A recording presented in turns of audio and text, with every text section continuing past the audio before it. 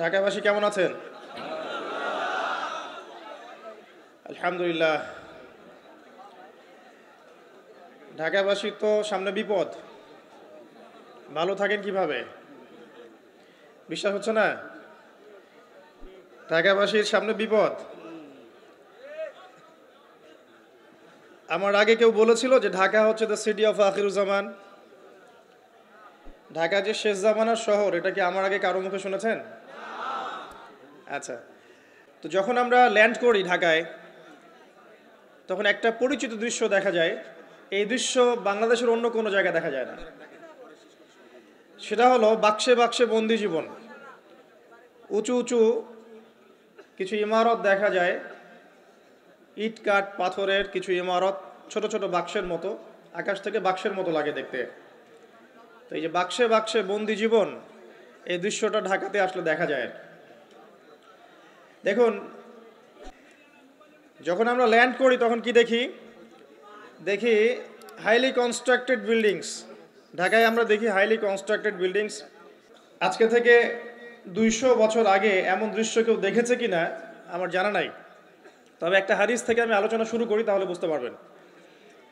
নবী সাল্লাল্লাহু আলাইহি ওয়াসাল্লাম মসজিদে বসে আছেন, মসজিদের মধ্যে, নববীর মধ্যে, এবং হাদিসটা তার ইন্তেকালের অল্প কিছুদিন আগের হাদিস। এটা প্রারম্ভিক সময়ের হাদিস নয়, শেষের দিকের হাদিস। কোরআনের যেমন শানে নজুল আছে, হাদিসেরও কিন্তু শানে নজুল আছে। ঠিক আছে? কোরআনের যেমন শানে নজুল আছে, এক একটা আয়াত এক একটা প্রেক্ষাপট এসেছে, নাজিল হয়েছে, ঠিক একইভাবে হাদিসেরও কিন্তু শানে নজুল আছে। নবী সাল্লাল্লাহু আলাইহি ওয়াসাল্লামের জীবনের শেষের দিকের হাদিস এটা। তিনি মসজিদে বসে আছেন, একজন ব্যক্তি মসজিদে প্রবেশ করলেন, শুভ্র সাদা কাপড় পরিহিত, ধবধবে সাদা, অতি উত্তম কাপড়, পরিচ্ছন্ন, প্রবেশ করলেন এবং রাসূল সাল্লাল্লাহু আলাইহি ওয়াসাল্লামের হাঁটুর সাথে হাঁটু লাগিয়ে বসলেন। ঠিক আমরা যেমন আত্তাহিয়াতু পড়ার সময় যেভাবে বসি নামাজে, এভাবে। আমার কথা কি বুঝতে পারছেন? আচ্ছা, এবার নবী সাল্লাল্লাহু আলাইহি ওয়াসাল্লামকে তিনি ব্যাক টু ব্যাক 4টা প্রশ্ন করছেন। এক নম্বর বলছেন, ইয়া মুহাম্মদ, হে মুহাম্মদ সাল্লাল্লাহু আলাইহি ওয়াসাল্লাম, আখবিরনি আনিল ইসলাম, আমাকে ইসলাম সম্পর্কে বলুন। নবীজি বললেন, ইসলাম হচ্ছে কালিমা, আল্লাহ এক সাক্ষ্য দেয়া, নবী মুহাম্মদ সাল্লাল্লাহু আলাইহি ওয়াসাল্লামকে সর্বশেষ রাসূল সাক্ষ্য দেয়া, সালাত কায়েম করা, যাকাত দেয়া, রমাদান মাসে সওম রাখা এবং সামর্থ্য হলে হজ করা, এই হলো ইসলাম। তিনি বললেন, সাদাকতা, আপনি সত্য বলেছেন। ওমর রাদিয়াল্লাহু আনহু বলছেন, ফাআজিবনা লাহু ইয়াসআলুহু ওয়া ইউসাদ্দিকুহু, আমরা তার প্রশ্ন শুনে অবাক হয়ে গেলাম। সে নিজেই প্রশ্ন করছে, নিজেই আবার সত্যায়ন করছে। যে প্রশ্ন করছে সে তো জানার জন্য প্রশ্ন করছে। ছাত্র যদি ওস্তাদের কাছে প্রশ্ন করে যে ওস্তাদ এটা কি, ওস্তাদ বলে এটা এই, তখন সেই ছাত্র যদি বলে যে আপনি সত্য বলেছেন, তার মানে এই ছাত্র আগে থেকে উত্তরটা জানতো, তাই নয় কি? তার মানে এই প্রশ্ন করে আগে থেকেই জানে যে উত্তরটা কি হবে। তো দ্বিতীয় প্রশ্ন করছেন তিনি, বলছেন, আখবিরনি আনিল ঈমান, ঈমান কি, আমাকে ঈমান সম্পর্কে বলুন। নবী সাল্লাল্লাহু আলাইহি ওয়াসাল্লাম বলছেন, ঈমান হচ্ছে 6টা বিষয় বিশ্বাস করা। তুমিনা বিল্লাহ, আল্লাহ বিশ্বাস করবে, ওয়া মালাইকাতিহি, তার ফেরেশতা মণ্ডলীর প্রতি, ওয়া কুতুবিহি, তার সমস্ত আসমানি কিতাবের প্রতি, ওয়া রুসুলিহি, তার সমস্ত রাসূলগণের প্রতি, ওয়াল ইয়াউমিল আখির, পরকালের প্রতি, ওয়াল কদরি খায়রি ওয়া শাররি, তাকদীরের ভালো মন্দের প্রতি। এই 6টা পিলারে বিশ্বাস করলে আপনি মুমিন হলেন। প্রশ্নকারী বলছে, সাদাকতা, আপনি সত্য বলেছেন। আবারও তৃতীয় প্রশ্ন করছেন, আখবিরনি আনিল ইহসান, হে মুহাম্মদ সাল্লাল্লাহু আলাইহি ওয়াসাল্লাম, আমাকে ইহসান সম্পর্কে বলুন। ইহসান কি জিনিস? নবী সাল্লাল্লাহু আলাইহি ওয়াসাল্লাম বলছেন, ইহসান হচ্ছে আনতা আবুদাল্লাহা কাআন্নাকা তারাহ, তুমি এমনভাবে আল্লাহর ইবাদত করবে যেন তুমি আল্লাহকে দেখতে পাচ্ছ। ওয়া ইল্লাম তাকুন তারাহু ফাইন্নাহু ইয়ারাক, যদি তুমি আল্লাহকে দেখতে না পারো, জেনে রাখবে আল্লাহ ঠিকই তোমাকে দেখছেন। এই আল্লাহ কনসিয়াসনেসের নাম হচ্ছে ইহসান। কি নাম? ইহসান। ইসলামের ভিত্তি পেলাম 5টা, ইমানের কয়টা পেলাম? 6টা, আর ইহসানের ব্যাখ্যা কি পেলাম? আল্লাহ কনসিয়াসনেস, মানে আল্লাহকে হাজির নাজির জেনে ইবাদত করা। কেউ যদি আল্লাহকে হাজির নাজির জেনে ইবাদত করে, সে কিন্তু পাপ করতে পারবে না, তার নামাজে মনোযোগ কিন্তু ডানে বামে যাবে না ইনশাআল্লাহ। তো তিনি বললেন, সত্য বলেছেন আপনি। এবার চতুর্থ প্রশ্ন করছেন তিনি, যে আখবিরনি আনিস সাআ, আমাকে কিয়ামত সম্পর্কে বলুন, কিয়ামত কবে হবে? তখন নবী সাল্লাল্লাহু আলাইহি ওয়াসাল্লাম বলছেন, মাল মাসউলু আনহা বিআ'লামা মিনাস সাইল, এ বিষয়ে প্রশ্নকারীর চেয়ে উত্তরদাতার জ্ঞান বেশি নয়। এই বিষয়ে প্রশ্নকারীর চাইতে উত্তরদাতার জ্ঞান বেশি নয়, মানে কেউই জানে না কিয়ামত এক্স্যাক্টলি কবে হবে। তখন প্রশ্নকারী থেমে যাচ্ছেন না, প্রশ্নকারী আবার প্রশ্ন করছেন, ৫ নম্বর প্রশ্ন, যে ফাখবিরনি আন আমারাতিহা, তাহলে আমাকে কিছু আলামত বলেন কিয়ামতে কিছু আলামত বলেন। নবী সাল্লাল্লাহু আলাইহি সাল্লাম অনেক আলামত বলতে পারতেন কিন্তু, এবং তিনি বলেছেন, ও সারা জীবনে তিনি অসংখ্য আলামত বলেছেন। এবং আলামতগুলোকে দুই ভাগে ভাগ করা যায়, এগুলো বড় এবং কিছুগুলো হচ্ছে ছোট। যদিও বা সবগুলোই আলামত, তবে এটা হচ্ছে ফিকহের বিষয়, উসুলের বিষয়ের মধ্যে আমরা নিয়ে আসতে পারি যে বড় ছোট ভাগ করা যাচ্ছে, আলেম ওলামারা ভাগ করছেন। যাই হোক, 10টা বড় বড় আলামতের কথা বলা হয়েছে। এই 10টা না আসা পর্যন্ত কিয়ামত হবে না। নবী ঈসা ইবনে মারইয়ামের আগমন, ইয়াজুজ আর মাজুজ, দাব্বাতুল আরদ, জমিন থেকে প্রাণী বের হবে, ইয়েমেনের আগুন, 3টা বড় বড় ভূমিকম্প, পশ্চিম দিক থেকে সূর্যোদয়, এরকম 10টা আলামত বলা হয়েছে। এগুলো না হওয়া পর্যন্ত কিয়ামত হবে না। এগুলো এখনো হয়নি, এগুলোর কোনোটাই এখনো আসেনি। এগুলো বাদ দিয়ে যেগুলো আলামত সুগরা আমরা বলছি, ছোট ছোট, এগুলোর ম্যাক্সিমাম প্রায় 99% আমরা এখন দেখতে পারি। তবে দেখার জন্য চোখ লাগবে, আর চোখ বলতে শুধু বাইরের চোখকে বোঝাচ্ছি না, হৃদয়ের কলবের কি লাগবে? চোখ লাগবে। আমি আপনার কলবের চোখ দিয়ে আপনাকে শহরটাকে চেনাচ্ছি। আপনার এই হাদিসে নবী সাল্লাল্লাহু আলাইহি সাল্লাম অনেকগুলো আলামত না বলে মাত্র 2টো আলামত বলেছেন। কয়টা? মাত্র 2টো। আমি বলছি জীবনের শেষের দিকের হাদিস, শেষ সময় তো আমরা বেশি নসিহত করতে যাবো, তাই না? মনে করেন আপনার পিতা মৃত্যুশয্যায়, আল্লাহ না করুক, এখন তিনি আপনাকে ওসিয়ত করছেন যে বাবা এইটা করবা, এইটা করবা না, মায়ের যত্ন নিও, বোনদের যত্ন নিও, ইত্যাদি ইত্যাদি। তখন তার ওসিয়তগুলোকে আপনি কত গুরুত্বের সাথে গ্রহণ করবেন, এবং সেই সময় যত ইম্পর্টেন্ট কথা থাকবে সেগুলোই তো মানুষ বলবে, তাই নয় কি? সবচেয়ে ইম্পর্টেন্ট কথাগুলোই মানুষ বলবে। তো নবী সাল্লাল্লাহু আলাইহি ওয়াসাল্লাম এদিকে এসে মাত্র 2টো সাইনের কথা বলছেন। তার মধ্যে একটা হচ্ছে, ভালো করে শোনেন, তার মধ্যে একটা হচ্ছে আনতালিদাল আমাতু রাব্বাতুহা। যখন তুমি দেখবে, প্রশ্নকারীকে বলছে, যখন তুমি দেখবে যে দাসী তার মনিবকে জন্ম দিচ্ছে, দাসী তার মনিবকে জন্ম দিচ্ছে, মানে দাসী কিভাবে মনিবকে জন্ম দিতে পারে? দাসী কি মনিবকে জন্ম দিতে পারে? উত্তর, এখানে 3টা ব্যাখ্যা হতে পারে। কয়টা ব্যাখ্যা? 3টা। এছাড়াও আরো ব্যাখ্যা হতে পারে, হয়তো আল্লাহ পাক সেটা আমাদের জেহেনে হয়তো এখনো দেন নাই, হয়তো এমন কেউ আসবে পরবর্তী জেনারেশন, তারা হয়তো আরো ব্যাখ্যা করতে পারবে। তবে 3টা ব্যাখ্যা এখন পাওয়া যায়। 1 নাম্বার, দাসী তার মনিবকে জন্ম দিবে অর্থ হচ্ছে পিতা মাতার সাথে দাস দাসীর মতো আচরণ করা হবে। এবং এটাও কিন্তু কিয়ামতের আগের একটা বড় নিদর্শন যে পিতা মাতার সাথে দাস দাসীর মতো আচরণ করা হবে। এবং যেটা এখন হচ্ছে, আমরা দেখছি পিতা মাতার অধিকার তারা পাচ্ছে না, সন্তানদের হাতে নির্যাতনের শিকার হচ্ছে, বৃদ্ধাশ্রমে থাকতে হচ্ছে। সারা জীবন যে সন্তানকে বড় করলো, আজকে সেই সন্তান তার ওই যে কাফনের টাকা পর্যন্ত দিতে যাচ্ছে না, মারা গেছে লাশটা পর্যন্ত নিতে আসে না, এমন হচ্ছে না? এবং বস্তুবাদী শহরগুলোতে তো এটা বেশি। আর আমাদের শহরটা বস্তুবাদী না? আমাদের শহরে মানুষ বস্তুবাদী না? মানুষ বস্তুবাদী, কেউ অন্যের দিকে তাকানোর সময় নাই। এটা বোঝার জন্য আপনাকে ফ্লাইওভার উঠতে হবে। ফ্লাইওভার উঠে দাঁড়িয়ে থাকেন, দেখেন মানুষ ছুটছে নিজের চরকায় তেল দেওয়ার জন্য, কারো দিকে তাকানোর সময় নাই। এই সকাল থেকে শুরু হয়, রাত একদম 3টা 4টা পর্যন্ত এটা চলছে, সারাদিন 24/7। উদ্দেশ্য কি? দুনিয়া। অল্প কিছু মানুষের বাইরে আছে যাদের উদ্দেশ্য আখেরাত, বেশিরভাগের উদ্দেশ্য কি? দুনিয়া। বাড়ি, গাড়ি, টাকা, জমি জমা, স্ট্যাটাস, দ্যাটস অল। মানে মানুষের এই কনসেপ্টটাকে বলা হয় মেটেরিয়ালিজম। কি বলে? মেটেরিয়ালিজম মানে বস্তুবাদিতা। কি বলে? কথা বলেন। বস্তুবাদিতা। মুমিনের চিন্তা থাকে পরকাল কেন্দ্রিক, যে কাজে পরকালের স্বার্থ আছে আমি সেই কাজ করব, যেই কাজে পরকালের স্বার্থ নয় আমি করব না, এটা মুমিনের চিন্তা।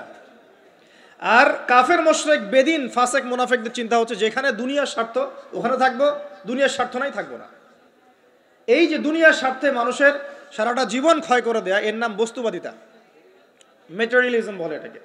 যাই হোক, আমাদের শহরের বেশিরভাগ মানুষ কি বস্তুবাদী না? এখন সবাই দেখবেন, আমি বুঝাচ্ছি, আমি যতটা পারছি সহজ করার চেষ্টা করছি। ম্যাক্সিমাম আমাদের শহরের মানুষ এখন বস্তুবাদী। সবার চিন্তা একটাই, দুনিয়া, দুনিয়া আর দুনিয়া। যেই দুনিয়া সম্পর্কে নবী সাল্লাল্লাহু আলাইহি ওয়াসাল্লাম বলেছেন, একটু শোনেন, যে মনে করেন এটা একটা মহাসাগর। নবী সাল্লাল্লাহু আলাইহি ওয়াসাল্লাম বলছেন এখানে একটা আঙ্গুল ঢুকিয়ে দাও, দিয়ে বের করো। এই আঙ্গুলে যতটুকু পানি আছে এটা দুনিয়া, আর এই পুরো মহাসাগরে যত পানি আছে এটা পরকাল। একদিন সাহাবীদেরকে নিয়ে নবী যাচ্ছেন সাল্লাল্লাহু আলাইহি ওয়াসাল্লাম, একটা মৃত গাধা বা বকরির বাচ্চা পড়ে আছে, মৃত গাধা বকরির বাচ্চা।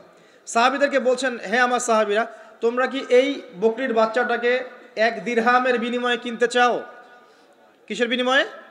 1 দিরহাম। তো দিরহাম কি জিনিস সেটা পরে বোঝাবো এখন ইনশাআল্লাহ, ওইগুলো এখন বুঝবেন না। দিরহাম কি জিনিস ওটা পরে বুঝবেন। দিরহাম থাকলে আর রিজার্ভ কমতো না, দিরহাম থাকতো যদি কোনো কান্ট্রি রিজার্ভ আর কমতো না। রিজার্ভ কমে ডলারের ভিত্তিতে, আর ডলার হচ্ছে এখন সারা ওয়ার্ল্ডের ডমিনেটিং কারেন্সি, ওটাকে হার্ড কারেন্সি বলে।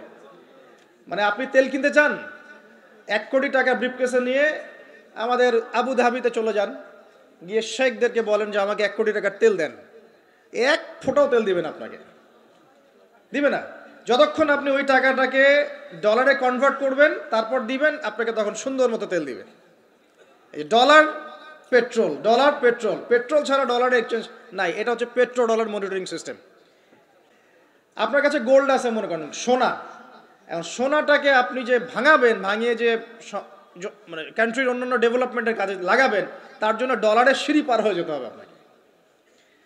অথচ এই দিনার এবং দিরহাম রাসূল সাল্লাল্লাহু আলাইহি ওয়াসাল্লামের যুগের কারেন্সি ছিল, দিনার দিরহাম, যার ইন্ট্রিনসিক ভ্যালু বা অন্তর্নিহিত মান কখনো কমে যাবে না। দেখাচ্ছি, দাঁড়ান, আমি এমনি এমনি করে কথা বলি না। আসহাবুল কাহফ কত বছর ঘুমিয়েছিলেন বলেন? 309 বছর। 309 বছর। পকেটের মধ্যে কিছু কয়েন ছিল, সোনার আর রূপার কয়েন। এই এলাকা ছেড়ে চলে গেছে, গুহার মধ্যে ঘুমিয়েছে, রাত কাটাবে, আল্লাহ পাক ঘুম পাড়িয়ে রেখেছেন 309 বছর। 309 বছর ঘুম থেকে ওঠার পর তারা বলছে, কেম লাবিস্তুম, তোমরা কতদিন ঘুমিয়েছো? একজন বলছে লাবিস না ইয়াওমান আও বা'দা ইয়াওম, একদিন ঘুমিয়েছি বা একদিনের কিছু অংশ ঘুমিয়েছে। ঠিক আছে, ঘুম থেকে উঠেছে, এখন ক্ষুধার্ত আমরা, যাও এই মুদ্রাগুলো নিয়ে বাজারে যাও, বাজারে গিয়ে দেখো ফালয়ানজুর আইয়ুহা আজকা তুআমা, খেয়াল করে দেখো কোন খাবারটা উত্তম পবিত্র, ওটা নিয়ে আসো।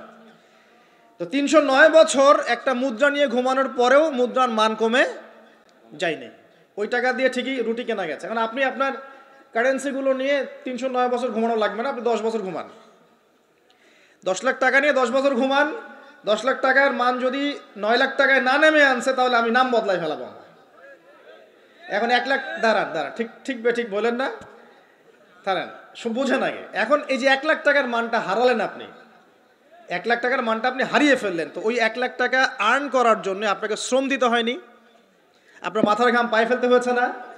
তাহলে আপনার শ্রমটা গেল কোথায়? তাহলে কেউ আপনার শ্রমটা লুটে পুটে খেয়ে ফেললো।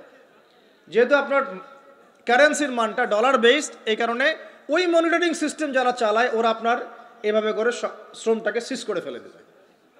আর আমি যদি আপনাকে আমার ফার্মে কাজ করিয়ে সারাদিন কাজ করানোর পরে আপনাকে কোনো পারিশ্রমিক না দেই, শ্রমের কোনো মূল্য না দেই, আপনি আমাকে জালেম বলবেন না? বলবেন কি না? ঠিক এই কারণে আমরা বলছি এই মনিটরিং সিস্টেমটাই জুলুম। আর নবীজি বলছে দিনারের কথা বলছেন, দিরহামের কথা বলছেন। এটা যদি আপনার পকেটে থাকতো 309 বছর কেন, 1000 বছর পর উঠলে ওটার মান সেটাই থাকবে, কমতো না। এই হলো ইসলামিক কারেন্সি। তো এটা নিয়ে কথা বললে আবার এক শ্রেণীর ঘুমটাওয়ালা শায়েখ আছে, কিছু সত্য কথা ওরা হজম করতে পারে না। তখন দেখা যায় যে একটা ফতোয়া দিবে, এ খারেজি হয়ে গেছে, ফাইজলামি পাইছে আর কি। কে খারেজি একটু বলে নেই। খারেজি আকীদাটা কি আসলে? খারেজি আকীদা হচ্ছে কোনো ব্যক্তি অন্য কোনো মুসলমানকে যদি কবিরা গুনাহ করার কারণে কাফের মনে করে। কথা বোঝেন? আপনি সুদ খেয়েছেন বা ঘুষ খেয়েছেন বা জেনা করেছেন, এগুলো কবিরা গুনাহ। এখন আমি যদি বলি যে সুদ ঘুষ জেনা করার কারণে আপনি কাফের হয়ে গেছেন, আপনাকে হত্যা করা জায়েজ, তাহলে আমি খারেজি। বুঝতে পারছেন কথা? কিন্তু আমি কি কখনো এরকম কোনো কথা বলেছি? এই যে মনিটরিং সিস্টেম নিয়ে কথা বললাম, এর সাথে কবিরা গুনার কি সম্পর্ক আর খাওয়ারিজমের কি সম্পর্ক? আবার কোনো কোনো ক্ষেত্রে দেখা যায় যে পলিটিক্যাল সমালোচনা করলে খারাজি টাইটেল দিয়ে দিবে। ওই যে বললাম, আমাদের শেখদের কাছে যান মিডল ইস্টের, গিয়ে আপনি দেন, টাকা দেন, তেল দিবে না, ডলার না দিলে বলবে এই যে এন্টি মিডল ইস্ট কথা বলেছে, অতএব সে খারিজ হয়ে গেছে। আর আমি আপনাকে একটা এক্সাম্পল দিই, শোনেন, বোঝেন কথাগুলো, বোঝেন। ইয়াজিদের নাম শুনেছেন? ইয়াজিদ ভালো শাসক ছিল না খারাপ শাসক ছিল? তার আমলে হুসাইন রাদিয়াল্লাহু আনহু শাহাদাতের ঘটনা ঘটেছে, হাররার যুদ্ধ ঘটেছে, সে মদিনা আক্রমণ করেছে, মক্কাও আক্রমণ করেছিল, ম্যাসাকার করেছে। বহু সাহাবী তার এই শাসন মেনে নেয় নাই। তার মধ্যে একজন হচ্ছে আব্দুল্লাহ বিন জুবাইর রাদিয়াল্লাহু আনহু, জুবাইর ইবনে আওয়াম রাদিয়াল্লাহু আনহু ছেলে। তার অনুসারী অনেক সাহাবী ছিলেন।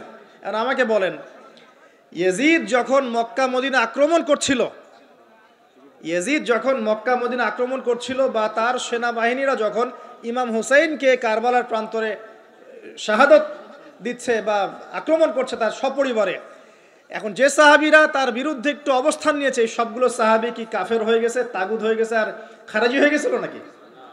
তারা কি ইয়াজিদের অন্যায়ের প্রতিবাদ করার কারণে খারাজি হয়ে গেছিল নাকি?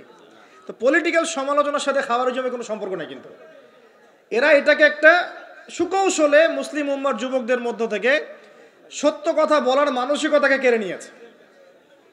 সত্যকে উপস্থাপন করার মানসিকতাকে দমিয়ে দেওয়ার জন্য একটা খারেজি ফতোয়া শুরু করে দিয়েছে। এখন যেখানে সেখানে যা ইচ্ছা বলবেন খারেজি ফতোয়া দিয়ে দেবে। সুবহানাল্লাহ। যাই হোক, ওদিকে যাচ্ছি না, আমি মূল জায়গায় আসি। দেখুন, আমরা রাসূলের হাদিস থেকে জানছি দুনিয়ার মূল্য এতটুকু। তুমি কি এই বকরির বাচ্চাটাকে 1 দিরহামের বিনিময়ে কিনবা? সাহাবীরা বলছেন, 1 দিরহাম কেন ইয়া রাসূলুল্লাহ সাল্লাল্লাহু আলাইহি ওয়াসাল্লাম, বিনা মূল্যেও যদি আপনি আমাকে এটা দেন বা আমাকে এটা দেয়া হয়, আমি এটা কিনবো না। বিনামূল্যেও যদি আমাকে এই মৃত বা এই পচা গলা এই গাধার বাচ্চা বকরির বাচ্চাকে দেয়া হয়, আমি কিনবো না। নবী সাল্লাল্লাহু আলাইহি ওয়াসাল্লাম বলছেন, এটাই হচ্ছে দুনিয়া। আল্লাহ পাকের কাছে দুনিয়ার মূল্য এই বকরির বাচ্চার চাইতেও কম। তো এখন আমরা যারা বস্তুবাদিতায় লিপ্ত আছি, দুনিয়ার এই যে ফিকির, সারাদিন দুনিয়ার ফিকির মানুষকে এমনভাবে পেয়ে বসে না, মানুষ দুনিয়ার আলাপ ছাড়া কোনো কথাই বলতে চায় না। দেখবেন একজন আলেমের কাছে বসবেন, সে আপনাকে কোরআনের কথা বলবে, হাদিসের কথা বলবে। একজন দুনিয়াদার মানুষের পাশে বসবেন, 1 ঘন্টা বসে থাকলেও একটা কোরআনের কথা বলবে না, আর হাদিসের কথা মুখ থেকে বের হবে না। আর তার মাথাটা ফাংশন হয়ে গেছে দুনিয়া দিয়ে। ঠিক আছে, সে যদি ড্রাইভার হয়, সারাদিন গাড়ির পেঁচাল পারবে, গাড়ি এটা, গাড়ি ওইটা এমন, গাড়ি ওইটা এমন। সে যদি ইকোনমিক সেক্টরের মানুষের বলবে এই যে ব্যবসা এমন, এই ব্যবসা এমন, ওই ব্যবসা এমন। সুদী মহাজন হয়, বলবে এই এখানে সুদ দিলে এত হবে, এখানে দিলে এত হবে। আর পলিটিক্স যদি করে, তাহলে সারাদিন পলিটিক্যাল আলাপ করবে। দুনিয়ার সেক্টরে যারা পটু আর কি, দুনিয়ার ফাংশনটা মাথায় এমনভাবে ইনস্টল করা থাকে যে এটা ছাড়া অন্য কোনো কথা তার মুখ থেকে বের হবে না। নবী সাল্লাল্লাহু আলাইহি ওয়াসাল্লাম দুনিয়াকে এত তুচ্ছ করেছেন। এখন আমি আপনাকে বোঝাচ্ছিলাম যে আনতালিদাল আমাতু রাব্বাতুহা, দাসী তার মনিবকে জন্ম দিবে, এর অর্থ একটা এই যে পিতামাতার সাথে এখন দাসীর মতো আচরণ করা হবে। সেটা কি হচ্ছে না বলেন? এটা যারা পিতামাতা হয়েছেন, বার্ধক্যে চলে গেছেন, তারা খুব ভালো করে জানেন। যেই সন্তানের জন্য সারাটা জীবন তারা মাথার ঘাম পায়ে ফেললেন, এই সন্তান তার খোঁজ খবর পর্যন্ত নেয় না। এখন ব্রিটেন, অক্সফোর্ড, হার্ভার্ড থেকে পড়ে আসছে, ঢাকা বিশ্ববিদ্যালয় থেকে বড় বড় ডিগ্রি নিয়ে আসছে, তার বাবা এখন থাকে বৃদ্ধাশ্রমে। জাহাঙ্গীরনগর ইউনিভার্সিটির একজন প্রফেসর, তিনি বৃদ্ধাশ্রমে আছেন। একটা ভিডিও দেখলাম তার, তিনি বলছেন যে আমি আমার পরিবারের জন্য কি না করেছি, আজকে আমি এত বড় প্রফেসর হওয়ার পরে আমার শেষ জীবনটা এখানে কাটছে। মাঝে মাঝে এগুলো দেখলে মনে হয়, মনটা চায় যে আমরাও কিছু বৃদ্ধাশ্রম করি, যাদেরকে আল্লাহ পাক তৌফিক দিয়েছেন আপনারা করবেন। যদিও ইসলামে বৃদ্ধাশ্রমের কোনো জায়গা নাই, মায়ের পায়ের নিচেই সন্তানের বেহেশত, কিন্তু এখন পরিবেশ এত খারাপ যে কিছু কিছু বৃদ্ধাশ্রমের দরকার হয়ে পড়েছে। জাতীয় একটা দৈনিক পত্রিকা দেখলাম, তারা বলছে যে এখন বৃদ্ধাশ্রম সময়ের দাবি হয়ে গেছে, বৃদ্ধাশ্রম এখন সময়ের দাবি হয়ে গেছে। আপনাদের সামর্থ্য থাকলে আপনারা করবেন। শেষ জীবনটা যেন আমাদের এই বার্ধক্যে উপনীত হওয়া মায়েরা এবং বাবারা, তারা যেন আল্লাহর ইবাদত করে কাটাতে পারে এমন একটা পরিবেশ তৈরি করে দিবেন। টেনশন ফ্রি ভাবে তারা যেন 3 বেলা খায়, জিকির আজগার করে, তাসবিহ তাহলিল করে, কোরআন তেলাওয়াত করে, শেষ জীবনটা যেন ঈমান ইসলামের উপর থেকে মৃত্যুবরণ করতে পারে, এরকম একটা ব্যবস্থা করে দেন। ইনশাআল্লাহ বহুত নেকি হবে ইনশাআল্লাহ। আল্লাহ পাক আপনাকে বরকত দিবেন ইনশাআল্লাহ। এটা একটা ব্যাখ্যা হতে পারে। সেকেন্ড ব্যাখ্যা হতে পারে এই, দাসী তার মনিবকে জন্ম দিবে অর্থ হচ্ছে এই যে সমাজের ন্যায় অন্যায়, হক বাতিলের মানদণ্ড উল্টে যাবে। কারণ দাসী মনিবকে জন্ম দিতে পারে না, পারে? তার মানে একটা ব্যাখ্যা এটাও হতে পারে, সত্য মিথ্যা হয়ে যাবে, মিথ্যা সত্য হয়ে যাবে কিয়ামতের আগে আগে, হক বাতিল হয়ে যাবে, বাতিল হক হয়ে যাবে। ঠিক এটাও অন্যান্য হাদিসে এসেছে, সত্যবাদীকে বলা হবে মিথ্যাবাদী, মিথ্যাবাদীকে বলা হবে পরম সত্যবাদী। যে ব্যক্তি আমানতদার তাকে বলা হবে খেয়ানতকারী, যে খেয়ানতকারী তাকে বলা হবে পরম আমানতদার। এটা হচ্ছে না এখন আমাদের এই বিজি শহরগুলোতে, এটা হচ্ছে না। আমাদের এখানে বিশ্বাসটা এতই কমে গেছে, দেখবেন কোনো মানুষ যদি সেধে কাউকে খাওয়ায়, আসেন হোটেলে বসেন খান, সন্দেহের চোখে তাকাবে যে না জানি আমাকে কি খাওয়ায় দিল, আমাকে খাওয়ায় আবার কি লুটপাট করে, তাই না? দেখেন আমাদের শহর থেকে বিশ্বাসটা কমে গেছে না? একটা বন্ধন টিকে থাকে বিশ্বাসের উপরে। আমি বলি যে একটা সম্পর্ক শুধুমাত্র ভালোবাসার ভিত্তিতে টিকে থাকে না, ভালোবাসার চেয়ে বড় জিনিস হচ্ছে বিশ্বাস। আর সেই বিশ্বাস যখন উঠে যায় তখন পরিবার ভেঙে যায়, স্বামী স্ত্রীর বন্ধন ভেঙে যায়, সামাজিক কাঠামো ভেঙে যায়। আমাদের সমাজ থেকে বিশ্বাসটা উঠে গেছে, দেখবেন কেউ কাউকে বিশ্বাস করতে পারে না। হ্যাঁ, তো এই যে বস্তুবাদিতা আমাদের বিশ্বাসটাকে নষ্ট করে ফেললো। খেয়াল করে দেখেন, এই রাত্রেবেলা গাড়ি নিয়ে যাবেন, রাস্তায় যদি কেউ দাঁড়িয়ে থাকে, ভাই আমি খুব বিপদে পড়েছি একটু লিফট দেন, ভয়েই দাঁড়াবো না এখানে গাড়ি নিয়ে, না জানি আবার কোন ট্র্যাপে ফেলায়, তাই না? বিশ্বাস প্রতারণার কি যুগ, কেউ কাউকে বিশ্বাস করতে পারছে না, কেউ কাউকে বিশ্বাস করতে পারছে না। স্বামী তার স্ত্রীকে বিশ্বাস করে না। এই শহরে বহু স্বামী আছে এই শহরের, স্ত্রীকে বিশ্বাস করে না, কারণ জানে যে আমি বাইরে গেলে ফোনে অনেকগুলো বেটার সাথে লাইন মারে, স্বামী খুব ভালো করে যায়।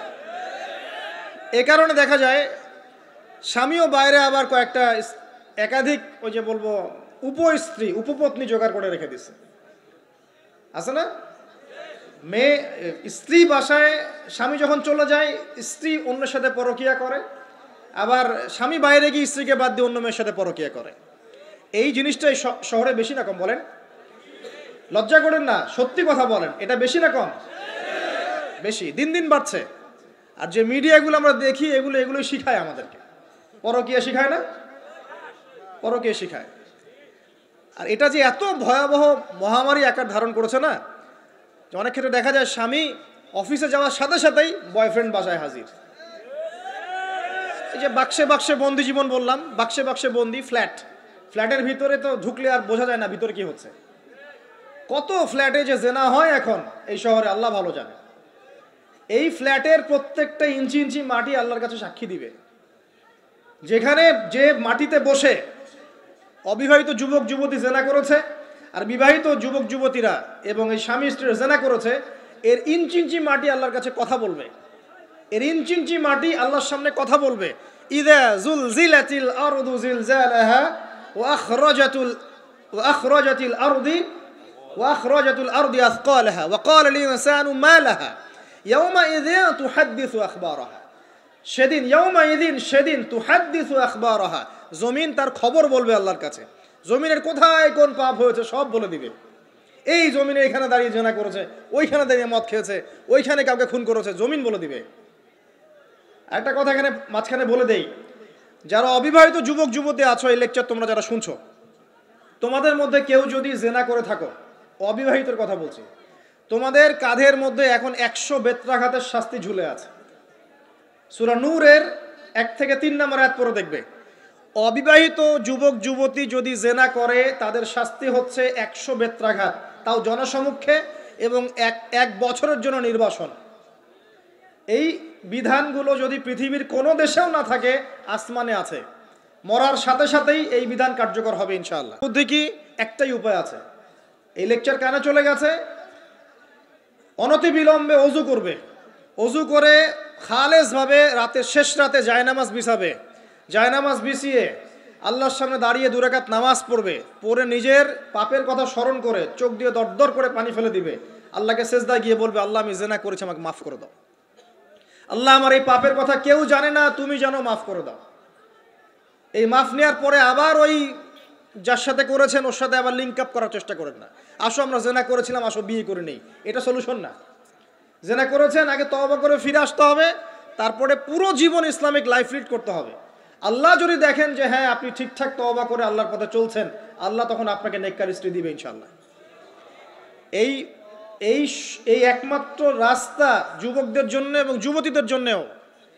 যুবকরা না হলে পার পেয়ে যেতে পারে, কারণ একটা কথা সমাজে প্রচলিত আছে না, যে ছেলে মানুষের ইজ্জত তো সহজে যায় না, গোপন হয়ে গেছে, কেউ জানে না, আল্লাহ মাফ করে দিয়েছেন, সে হয়তো পার পেয়ে গেল। কিন্তু এই যে মেয়ে, তুমি যে 8-10টা ছেলের সাথে জেনা করেছো, তোমার ইজ্জতের কি হবে? তোমার যে সতীত্ব তুমি নষ্ট করেছো, তুমি তো বিয়ের পর কোনো ঘরে গেলে সে হাজবেন্ডও বুঝতে পারবে তুমি আর সতী সাধী নও। তখন তোমার কি হবে? এটা গেল স্বেচ্ছায় জেনা। আর যদি আপনি ধর্ষণ করে থাকেন কাউকে, তাহলে তার হক তাকে ফেরত দিতে হবে। কিভাবে দিবেন সেটা আপনার বিষয়। আল্লাহর কাছে ক্ষমা চান, ইস্তেগফার করেন। জেনার ফলশ্রুতিতে সমাজে মহামারী নেমে আসে। জেনা, পরকীয়া, অশ্লীলতার কারণে সমাজে এমন সব রোগ ব্যাধির উদ্ভব হয় যেগুলো কখনো ছিল না। এই শহরটা জেনার শহর, আমাদের এই ঢাকা শহর জেনার শহর। আপনাকে এটা বোঝার জন্য আমার লেকচার না শুনে আপনি পেপার পত্রিকা ঘাটেন, অনলাইন সার্চ করেন, দেখবেন এই শহরে আনাচে কানাচে জেনা হয় এবং ওপেন জেনা হয়। মানুষ জেনাকে হালাল মনে করে। এই শহরের যুবক যুবতী যারা একে অপরের সাথে বয়ফ্রেন্ড গার্লফ্রেন্ড কালচারে লিপ্ত আছে, এটাকে তারা হালাল মনে করে, কেউ হারামও মনে করে না। কত বড় সাহস দেখায়। আর রাস্তা দিয়ে আমরা হেঁটে গেলেও বয়ফ্রেন্ড গার্লফ্রেন্ড এসে আমাদেরকে সালাম দেয়, হুজুর আমাদের জন্য একটু দোয়া করেন। তো প্রত্যেকটা পার্কে পার্কে যাবেন, এই যে আপনাদের রেস্টুরেন্টগুলোতে যাবেন, দর্শনীয় যে স্পটগুলো সেখানে যাবেন, দেধার সে জেনা হচ্ছে, জেনা আর জেনা। আমি এই যুগের কথাই বলছি। নবী সাল্লাল্লাহু আলাইহি ওয়াসাল্লাম বলছেন, আমাদের নবী বলছেন, আমার উম্মতের একটা অংশ, সবাই না, আমার উম্মতের একটা অংশ অবশ্যই জেনাকে হালাল করে নেবে, অবশ্যই মদকে হালাল করে নেবে, মদ পান করবে কিন্তু মদের নাম অন্য দিবে, এবং তারা গান বাজনা বাদ্যযন্ত্র নর্তকীদেরকে হালাল মনে করে নিবে। নবী সাল্লাল্লাহু আলাইহি ওয়াসাল্লাম বলেছেন, যখন সমাজে এরকম পাপ বাড়ে তখন সমাজে এমন সব রোগ ব্যাধি আসে যা আগে কখনো ছিল না। এবং এদের ব্যাপারে নবীজি বলেছেন, একদিন সকালবেলা আল্লাহ পাক এদেরকে বানর এবং শুয়োর বানিয়ে দিবেন। কিয়ামতের আগে এই ঘটনাও ঘটবে, বিকৃত হবে। ভূমিধস, ভূমিকম্প, ভূমিধস এবং আকৃতির বিকৃতি, এগুলো আযাব আসবে আল্লাহর পক্ষ থেকে। এই জেনা, এই ব্যভিচার, এই পরকীয়া, নোংরামি, অশ্লীলতার কারণে ঘরে ঘরে এগুলা বয়ফ্রেন্ড গার্লফ্রেন্ড কালচার। কেউ মনে করে না যে এগুলা হারাম, কেউ মনে করে না যে আমার এই যে সহপাঠী আমার গায়রে মাহরাম। এই গায়রে মাহরাম শব্দটাই নাই। কাজিন, চাচাতো বোন, মামাতো বোন, খালাতো বোন, এই যে কাজিন, এরা জেনা করছে। পেপার পত্রিকা পড়েন, একটু অনলাইন ঘাটেন, দেখেন কোন যুগে আছেন আপনি। সমাজে ন্যায় অন্যায় হক বাতিলের মানদণ্ডই উল্টে যাবে। মানুষ ন্যায়কে অন্যায় মনে করবে, অন্যায়গুলোকে ন্যায় মনে করে নিবে। কোনো মানদণ্ড নাই, কোনো মানদণ্ড নাই। আমাদের শহরের এই অবস্থা, শান্তিতে কিভাবে ঘুমাবেন আপনি? নিশ্চিন্তে থাকবেন কিভাবে? কখন যে আল্লাহর গজব চলে আসে। কোরআনে একটা আয়াত আছে, যখন আল্লাহ পাকের গজব আসবে তখন শুধু জালেমদের উপর খাস করে আসবে না। আলেমদেরকে জিজ্ঞাসা করেন, আলেম ওলামাদেরকে জিজ্ঞাসা করেন, যখন আল্লাহর গজব আসবে জালেমদের উপরে শুধু খাসভাবে আসবে না, সবার উপরে আসবে। তা আমি খুব ভালো মানুষ, ওয়াজ করছি, নসিহত করছি, পার পেয়ে যাবো এমন ভাবার সুযোগই নাই। আপনাকে আপনার সাধ্য মতো অন্যায়ের প্রতিবাদ করার চেষ্টা করতে হবে। লা তা'মুরুন্না বিল মা'রুফ, নবীজি বলছেন, অবশ্যই তোমরা সৎ কাজের আদেশ করো। ওয়া লা তানহাউন্না আনিল মুনকার, অবশ্যই অসৎ কাজে নিষেধ করো। আও লা ইউশিকান্নাল্লাহু আন ইয়াবআসা আলাইকুম ইকাবাম মিন, অন্যথায় আমি আশঙ্কা করি তোমাদের উপর আল্লাহর পক্ষ থেকে বিশাল গজব আসবে। সুম্মা তাদউনাহু, এরপর তোমরা সবাই আল্লাহর কাছে দোয়া করবে, আল্লাহ গজব সরিয়ে দাও। লা ইউস্তাজাবু দুআকুম, তোমাদের দোয়া কবুল করা হবে না। নবী সাল্লাল্লাহু আলাইহি ওয়াসাল্লাম বলেন, মান রাআ মিনকুম মুনকারান, তোমাদের মধ্যে যে কেউ হুএভার হি ইজ, যে কেউ যদি কোনো মুনকার, নোংরা গর্হিত কোনো কাজ দেখে, তাহলে যেন ফাল ইউগাইয়ির বিয়াদিহি, তার সামর্থ্য থাকলে হাত দিয়ে যেন ঠেকায়। সামর্থ্য থাকলে হাত দিয়ে যেন ঠেকায়। যাদেরকে আল্লাহ পাক হাত দিয়ে ঠেকানোর ক্ষমতা দিয়েছেন তাদেরকে আল্লাহ জিজ্ঞাসাবাদ করবেন, কেন ঠেকালে না তুমি? জেনার লাইসেন্স দিলে কেন? মদের লাইসেন্স দিচ্ছ কেন? ঠেকালে না কেন তুমি? অন্যায় কাজকে ঠেকালে না কেন? যদি তুমি না পারো, আইল্লাম ইয়াস্তাতি, যদি সে না পারে, তাহলে ফাল ইউগাইয়ির বিলিসানি, তাহলে যেন মুখ দিয়ে সেটা প্রতিবাদ করে। এই যে মুখ দিয়ে প্রতিবাদ করার ক্ষমতা আলেম ওলামার আছে, যাদের হাতের ক্ষমতা নেই, মুখের ক্ষমতা আছে। সেটাও যদি না পারো, আইল্লাম ইয়াস্তাতি, সেটাতেও যদি সে সক্ষম না হয়, ফাবিকলবিহি, তাহলে যেন অন্তর দিয়ে ঘৃণাটা পর্যন্ত করে। ওয়াবিযালিকা আদওয়াফুল ঈমান, এটা হচ্ছে ঈমানের সবচেয়ে নিকৃষ্ট একটা অবস্থা, সর্বনিম্ন অবস্থা। এর নিচে ঈমানের কোনো অবস্থাই নাই। তার মানে অন্যায় দেখে আমাদের যাদের মনে কোনো ফিলিংসই কাজ করছে না, তার মানে আমাদের ঈমান নাই আসলে। সহজ কথা, ঈমানের সেই তেজ নাই আমাদের মধ্যে। আসুন, একটা ব্যাখ্যা এটাও হতে পারে, সমাজে ন্যায় অন্যায় হক বাতিলের মানদণ্ড উল্টে যাবে। একটা জায়গায় যাচ্ছি, তার আগে একটা কথা বলতে ভুলে গিয়েছিলাম। এখন বিবাহিত যারা আছে, এই যে দেবর আর ভাবি, এই যে শালি আর দুলা ভাই, মধুর সম্পর্ক না এগুলা? দাঁড়াও, এগুলো মধুর সম্পর্ক। দেখা যায় সুবহানাল্লাহ, এই যে আমার এখানে ফোন আছে না, আমাদের আমাদের অফিসিয়াল পেজ আছে, অফিসিয়াল পেজে যত প্রশ্ন আসে দেখি ম্যাক্সিমাম জেনা কেন্দ্রিক, ব্যভিচার কেন্দ্রিক, পরকীয়া কেন্দ্রিক।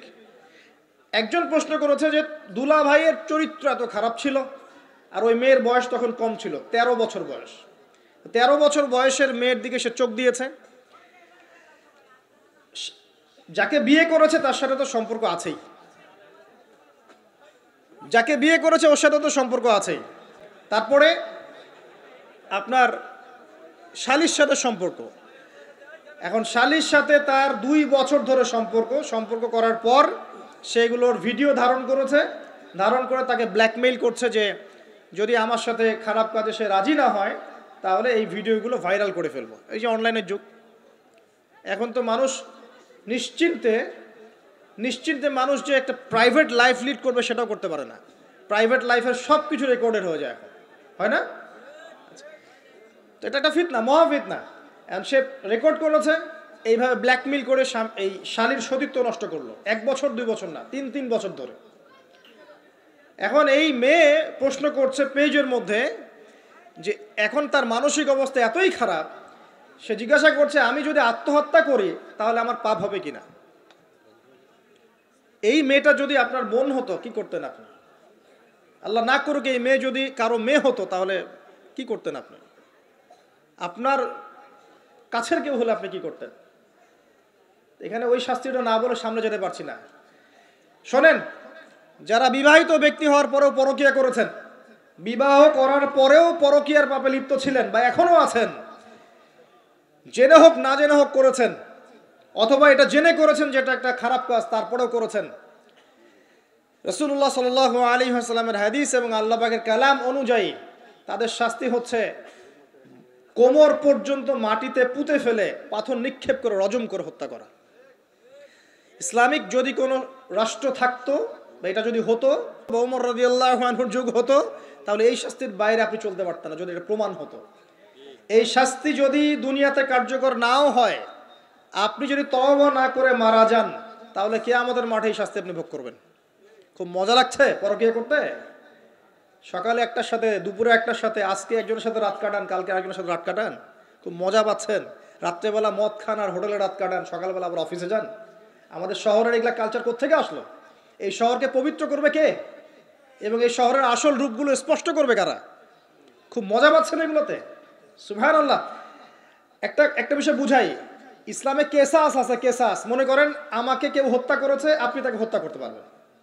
মনে করেন আপনি কাউকে হত্যা করেছেন, ঠিক আমাদের লজের মতো কেউ যদি কাউকে হত্যা করে তাকে ফাঁসি দেওয়া হয় না, এরকমই কেউ যদি কাউকে হত্যা করে ইসলামের বিধান কেসাস করা, মানে হাতের বদলে হাত, চোখের বদলে চোখ, কানের বদলে কান, নাকের বদলে নাক, জানের বদলে জান, যদি প্রমাণ হয়। কিন্তু এখানেও হত্যাকারীর বাঁচার সুযোগ আছে। কিরকম?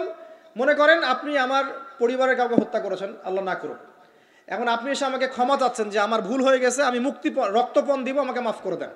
এখন আমাদের পরিবারে কি আপনাকে বললো ঠিক আছে আপনাকে মাফ করে দিলাম, আপনার কেসাস করার দরকার নেই, আপনি রক্তপণ দিয়ে দেন, তাহলে আপনি বেঁচে থাকার সুযোগ পেলেন। কথা বুঝতে পারছেন? আরেকটা হচ্ছে মুরতাদ। মনে করেন কেউ ইসলামের কিছু বিষয়কে অস্বীকার করেছে, তাকে জেলখানায় বন্দি করে রাখা হবে, সুযোগ দেওয়া হবে যে আপনি কি এগুলো জেনে শুনে বলেছেন নাকি এর উপর অটল থাকবেন না ফিরে আসবেন। সে যদি বলে না আমি তওবা করলাম, আমি এগুলো থেকে ফিরে আসলাম, ও বেঁচে থাকার অধিকার পেয়ে গেল। কিন্তু বিবাহিত ব্যক্তি যারা ব্যভিচার করেছে, বিবাহিত ছেলে বা মেয়ে ব্যভিচার করেছে, তওবা করে যদি ফিরেও আসে, রজমের শাস্তি থেকে বাঁচার কোনো সুযোগ নাই। বুঝাতে পারছি না? একজন মহিলার কথা বলি তারা বুঝতে পারবেন। এটা একজন মহিলা সাহাবীর ক্ষেত্রেও হয়েছে, একজন পুরুষ সাহাবীর ক্ষেত্রেও হয়েছে। আচ্ছা, পুরুষ সাহাবীর কথা বাদ দিয়ে মহিলা সাহাবীর কথাটা বলি। মহিলা সাহাবী এসেছেন, এসে নবীজিকে বলছেন ইয়া রাসূলুল্লাহ তাহিরনি, আমাকে পবিত্র করুন, আমি একটা অন্যায় করেছি, আমি বিশাল একটা অন্যায় করেছি। নবী সাল্লাল্লাহু আলাইহি ওয়াসাল্লাম বলছে কি করেছো তুমি? তখন সে বলছে আমি জিনা করেছি। নবী সাল্লাল্লাহু আলাইহি ওয়াসাল্লাম বলছেন বাসায় যাও, বাসায় গিয়ে আল্লাহর কাছে তওবা করো, আল্লাহ পাক মাফ করে দিবেন। নবীজি এটাকে হাইড করতে চাচ্ছেন, কারণ কি যখন আপনি কেস আদালতে নিয়ে যাবেন তখন তো উপায় নাই, আপনাকে তো বিচার করতেই হবে। তুমি বাসায় ফিরে যাও, তওবা করো, আল্লাহ মাফ করে দিবেন। সে মহিলা নাছোড়বান্দা, না আমার বিচার করে দেন, আমার বিচার করে দেন, পরকালে আমি শাস্তি পেতে চাই না, দুনিয়াতে আমার বিচার করে দেন। নবী সাল্লাল্লাহু আলাইহি ওয়াসাল্লাম বলছে তুমি কি গর্ভবতী হয়েছো? হ্যাঁ, জেনার কারণে আমি গর্ভবতী হয়ে গেছি। এরকম হচ্ছে না এখন? আর যে অ্যাবর্শন করছে না ওই যে ক্লিনিকে গিয়ে, এটাও ট্রেন্ড হয়ে গেছে। হইল, সমস্যা কোথায়? কি এমন হয়েছে? আমার কি কেরিয়ার নষ্ট হয়ে গেছে? ফ্যামিনিস্ট নোংরা মেয়ে কোথাকার। তারপরে এই মেয়ে বলছে হ্যাঁ আমি গর্ভবতী হয়েছি ইয়া রাসূলুল্লাহ। নবী সাল্লাল্লাহু আলাইহি ওয়াসাল্লাম বলছেন বাসায় ফিরে যাও, সন্তান যখন খালাস হবে তারপরে এসো বিচার করে দেব। 9 থেকে 10 মাস সে এই সন্তানকে গর্ভে ধরলো।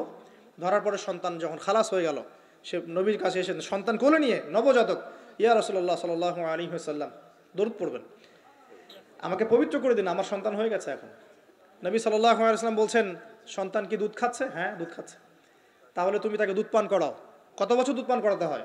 2 বছর। 2 বছর দুধ পান করাও, দুধ পান করা শেষ হবে তারপরে এসে তোমার বিচার করে দিব। এবার 2 বছর দুধ পান করানোর পর এই মহিলা এসেছে, সন্তানের হাতে একটা রুটি। নবীজিকে বলছেন ইয়া রাসূলুল্লাহ সাল্লাল্লাহু আলাইহি ওয়াসাল্লাম, আমার সন্তান এখন রুটি খেতে পারে, আমার সন্তান এখন রুটি খেতে পারে, আমার বিচার করে দিন। তখন নবী সাল্লাল্লাহু আলাইহি ওয়াসাল্লাম বলছেন সাহাবীরা, তোমাদের মধ্যে কেউ কি আছো এই সন্তানের দায়িত্ব নিবে? একজন আনসার সাহাবী বলছেন আমি দায়িত্ব নিব। তখন এই আনসার সাহাবীর কোলে নবী সাল্লাল্লাহু আলাইহি ওয়াসাল্লাম এই বাচ্চাকে তুলে দিলেন। তুলে দেওয়ার পর খালিদ বিন ওয়ালিদ রাদিয়াল্লাহু আনহু অন্যান্য সাহাবীদেরকে বললেন যাও এই মহিলাকে নিয়ে যাও, কোমর পর্যন্ত গেড়ে দিয়ে রজম করে হত্যা করো। এবার এই মহিলাকে নিয়ে যাওয়া হচ্ছে, একটা কথা বানিয়ে বলছি না, এই আপনার আলেম ওলামা যারা আছেন জিজ্ঞাসা করবেন কওমি মাদ্রাসার। এই মহিলাকে নিয়ে যাওয়া হচ্ছে, মহিলাকে পাথর নিক্ষেপ করা হচ্ছে। পাথর নিক্ষেপ করার মধ্যে খালিদ বিন ওয়ালিদ রাদিয়াল্লাহু আনহুর পাথরও ছিল। খালিদ বিন ওয়ালিদ রাদিয়াল্লাহু নাম শুনেছেন না? বীর সাহাবী, তিনি পাথর নিক্ষেপ করেছেন একটা। এই পাথরের আঘাতে ওই মহিলার কোন একটা জায়গায় লেগেছে, গায়ের লেগে রক্ত বের হয়ে গেছে, রক্তের ছিটাটা তার গায়ের এই যে কাপড় এসে পড়েছে। কাপড় এসে পড়ার সাথে সাথে খালিদ বিন ওয়ালিদ রাদিয়াল্লাহু আনহু বলছেন ছি ছি ছি ছি ছি, আমার গায়ের মধ্যে এরকম নোংরা ব্যভিচারী মহিলার একটা রক্ত পড়লো কিভাবে? এরকম একটা তাচ্ছিল্যের কথা বলেছেন। তখন নবী সাল্লাল্লাহু আলাইহি ওয়াসাল্লাম বলছেন হে খালিদ তুমি থামো, হে খালিদ তুমি চুপ করো। তুমি জানো এই মহিলা এই 2 বছরে 3 বছরে এত তওবা করেছে আল্লাহর কাছে, এই সমস্ত তওবা যদি মদিনাবাসীর মধ্যে বন্টন করে দেওয়া হয় তবুও কম হয়ে যাবে। আর আমি এখন দেখছি এই মহিলা জান্নাতে সাঁতার কাটছে। আমি বুঝাতে পারছি না আপনাকে প্রিয় বোন, প্রিয় ভাই, যারা বিবাহিত হয়ে ব্যভিচার করছেন, জিনা করছেন, তিনি তওবা করেছিলেন, তওবা করেছেন, আল্লাহ পাক মাফও করে দিয়েছেন, জান্নাতে চলে গেছেন, কিন্তু পৃথিবীতে তার শাস্তি কায়েম করা হয়েছে। বিবাহিত ব্যক্তি ব্যভিচার করে ফেললে তার পৃথিবীতে বেঁচে থাকার অধিকার সে হারিয়ে ফেলে। আর এই পাপটাকে আমাদের সমাজে এত সহজ বানিয়ে দেওয়া হয়েছে, যে যার সাথে ইচ্ছা পরকীয়া করতে পারে। মেয়েও করছে, ভাবিও করছে, শালিও করে, দুলাভাইও করে, সবাই আমরা পরকীয়া করতে যাচ্ছি। পরকীয়ার সয়লাভ বন্ধ করতে হবে, পরিবারে পর্দা কায়েম করতে হবে, অপসংস্কৃতি ঠেকিয়ে দেন, এগুলা চ্যানেলগুলো বন্ধ করে ফেলেন বাসা থেকে। ইসলামিক সমাজ কায়েম না করতে পারলে আমাদের মা বোনরা সব নষ্ট হয়ে যাবে দিন দিন। আর পরিবারের ইজ্জত যখন চলে যায়, কোনো কিছুর বিনিময়টাকে ফিরে পাওয়া যাবে না। কেন পরকীয়া করতে গিয়েছেন? আল্লাহ, আপনার যদি এতই চাহিদা থাকে আরেকটা বিয়ে করেন না কেন? বিয়ে করতে সাহস কুলায় না নাকি? বিয়ে করলে যে স্ত্রীকে নিয়ে সূর্যের আলোতে ঘুরতে হয়, ওই জন্য ইঁদুরের মতো রাতের বেলা অন্ধকারে আপনি থাকতে চান, সিংহের মতো সকালবেলা সূর্যের আলোকে স্নান করতে পারেন না। কথা বুঝতে পারেন না? বিয়ে করলে স্ত্রীকে নিয়ে পুরুষের মতো, সুপুরুষের মতো সূর্যের আলোকে আপনি হাঁটবেন রাস্তায়, কাউকে ভয় করবেন? আপনার মতো কোনো ভয় কাজ করবে না। আর এখন আপনি ইঁদুরের মতো রাতের অন্ধকারে রাত কাটান অন্য মেয়ের ঘরে গিয়ে। এই শহরের এই মহামারীগুলো বন্ধ করতে হবে। আমি এই শহরের একজন শুভাকাঙ্ক্ষী বাসিন্দা, আমি এখানকার, আমি আমার চোখ দিয়ে যা দেখছি এটা দেখার পর চুপ থাকতে পারি না। আমরা সব জায়গায় জানা দেখছি, আর মাদক দ্রব্য দেখছি, আর পরকীয়া দেখছি। পর্নোগ্রাফির তো শেষ নাই, প্রত্যেকের ফোনে ফোনে পর্নোগ্রাফি, এভরিবডি। পর্নোগ্রাফি আর মাদক আর ব্যভিচার, জেনা, ফ্রি মিক্সিং অবাধে আমাদের শহরে। বস্তুবাদী তো আছেই। তো এটাকে আখিরুজ্জামানের শহর বলবো নাকি আউয়ালুজ্জামানের শহর বলবো নাকি? শুধু এই শহরের সমস্যা এটা নয়, প্রত্যেক বড় বড় শহরেই সমস্যা। ইভেন এগুলো এখন গ্রামে পর্যন্ত চলে গেছে, এগুলো গ্রামেও চলে গেছে, গ্রামে আরো বেশি আছে। দেখবেন শহরের ছেলেরা তো জিন্স আর টি শার্ট পরা মেয়েদেরকে দেখে অভ্যস্ত না, এরা না একটু কন্ট্রোল করতে পারে। আর যখন একটা গ্রামের ছেলে পর্নোগ্রাফি দেখবে, সে তো আর নিজেকে কন্ট্রোল করতে পারে না। বুঝতে পারছেন না? আমাদের শপিং মলগুলোতে গেলে আমরা দেখি টি শার্ট আর গেঞ্জি পরা মেয়ে ঘুরছে, তাই না?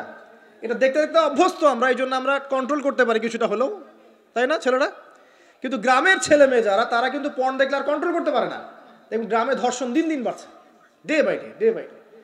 এই সমস্যাগুলো বড় বড় প্রত্যেক বিগ সিটিজ অ্যান্ড টাউনে এই সমস্যা, একই সমস্যা। এরা এমন একটা সভ্যতা যারা প্রত্যেকটা পাপকে গ্লোবালাইজেশন করে দিয়েছে। সুদ খেয়েছে, সারা বিশ্বে ছড়িয়ে দিয়েছে। মদ খেয়েছে, সারা বিশ্বে ছড়িয়ে দিয়েছে। জেনা করেছে, সারা বিশ্বে ছড়িয়ে দিয়েছে। ফ্যামিলিস্ট রেভলিউশন সারা বিশ্বে ছড়িয়ে দিয়েছে। ব্যাংকিং, সুদভিত্তিক ব্যাংকিং সিস্টেম সারা বিশ্বে ছড়িয়ে দিয়েছে।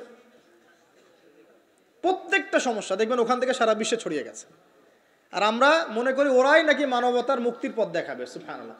ওরা আমাকে শিখাবে নারীর স্বাধীনতা, অধিকার। আমার কাছে কোরআন এবং সুন্নাহ আছে, রাসূল আছেন, আমার কাছে আল্লাহ আছেন। এগুলোকে বাদ দিয়ে তোমার কথা শুনতে হবে আমাকে? এরা আমাদেরকে বাঁচাবে না, বরং এরা সারা বিশ্বে ইয়াজুজ মাজুজের মতো ফিতনার ফাসাদ সৃষ্টি করে বেড়াচ্ছে। আসুন, একটা ব্যাখ্যায় অনেক কথা হয়ে গেল।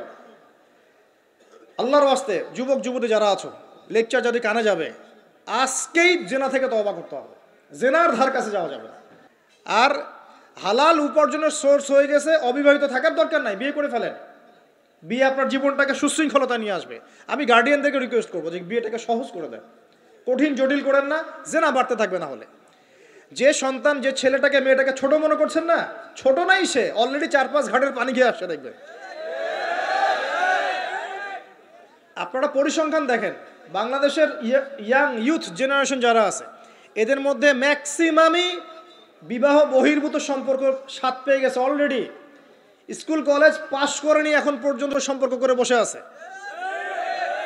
আর ছোট ছোট মেয়েগুলোকে ছোট মনে হয়, বদের হাড্ডি সবগুলো। সব জায়গায় দেখবেন এরা বেশি বদের হাড্ডি। কেন বলছি জানেন? এরা ছেলেদেরকে সিডিউস করে, ভালো মেয়ে কোথায় খুঁজে পাবেন এখন? খুব রেয়ার, খুব ডিফিকাল্ট, খুবই ডিফিকাল্ট। এমনকি আর ভিতরে কথা বলতে গেলাম না, আমার ফ্যামিলির, আমাদের স্ত্রীরা তো মাদ্রাসায় পড়েছে, বলে নাই? ভিতরে কথা বলতে গেলাম না, মাদ্রাসায় পড়া মেয়ে কেমন করে এগুলা কাজ করতে পারে? অতএব বিয়েটাকে সহজ করেন, জেনাটাকে বন্ধ করেন, পরকীয়া রাস্তা বন্ধ করেন।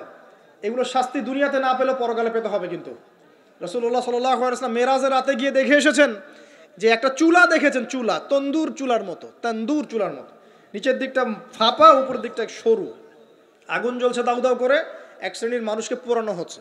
আগুন যখন ফ্লো বাড়ছে, মানুষ উপরে আসছে, ফ্লো কমছে, নিচে নামছে, এভাবে আর কি।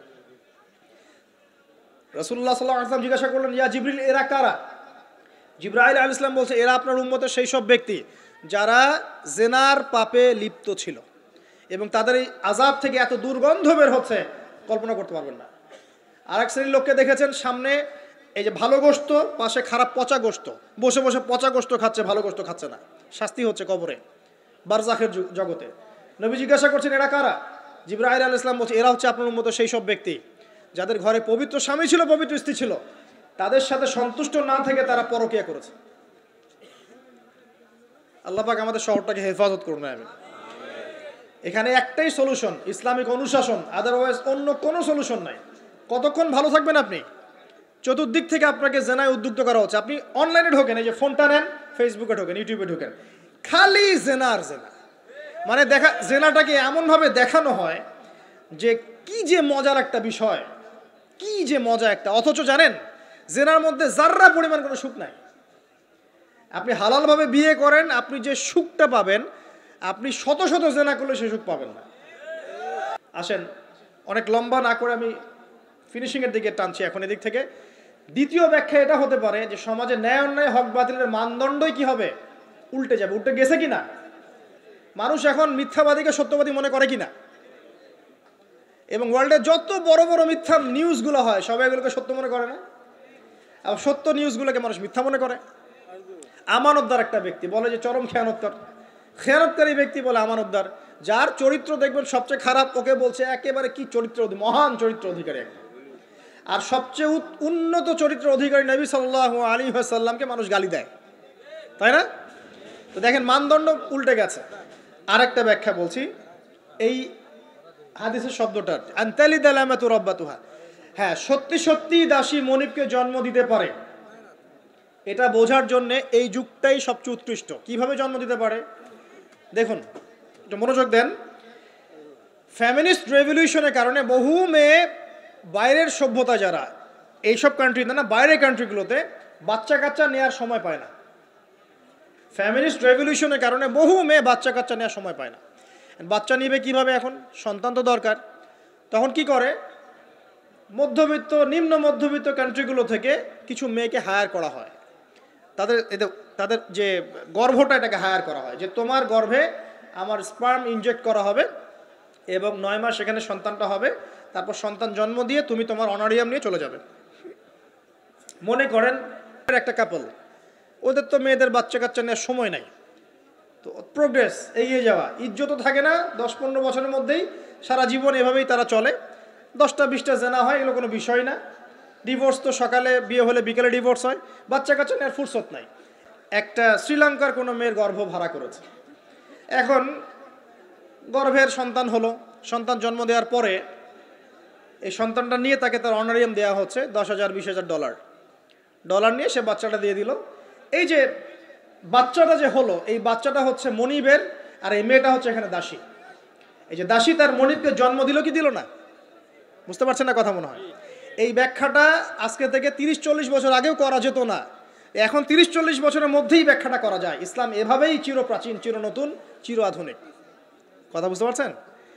অতএব এটা একটা আলামত নবীজি বলেছেন যে দাসী তার মনিবকে জন্ম দিবে, আরেকটা আলামত বলেছেন, এটা ব্যাখ্যা করে আমি শেষ করছি। দেখুন কোন হাদিসের কথা বলছি। ওই যে ব্যক্তি আসলো সাদা কাপড় পরে, 4টা প্রশ্ন করলো, তার মধ্যে শেষ প্রশ্ন হচ্ছে কিয়ামত কবে হবে। নবীজি বলছেন আমি তো জানি না, কারণ এক্স্যাক্টলি কোন ডেটা হবে আমরা কেউ জানি না। প্রশ্নকারী উত্তরদাতার জ্ঞান সমান। আলামত বলে দেন, প্রথম আলামত বললেন এটা। সেকেন্ড আলামত কি বলছেন, খুব ভালো করে শুনুন। দ্বিতীয় আলামত বলছেন ওয়ান তারাল, যখন তুমি দেখবে, ওয়ান তারাল হুফাতাল উরাতাল আলাতা রিয়াশাই ইয়াতাতাওয়ালুনা ফিল বুনিয়ান, এরকম 5টা শব্দ।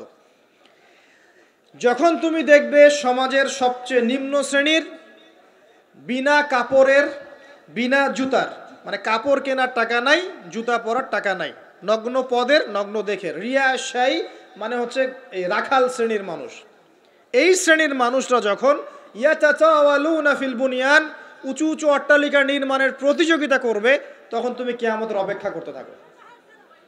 জীবনের শেষের দিকের হাদিসে মাত্র 2টো আলামত, ঠিক এই যুগের কথাই নবীজি বলেছেন। এই যুগ যখন চোখের সামনে দেখতে পারবে, ফ্যান্টাসির সা, কিয়ামতের অপেক্ষা করো।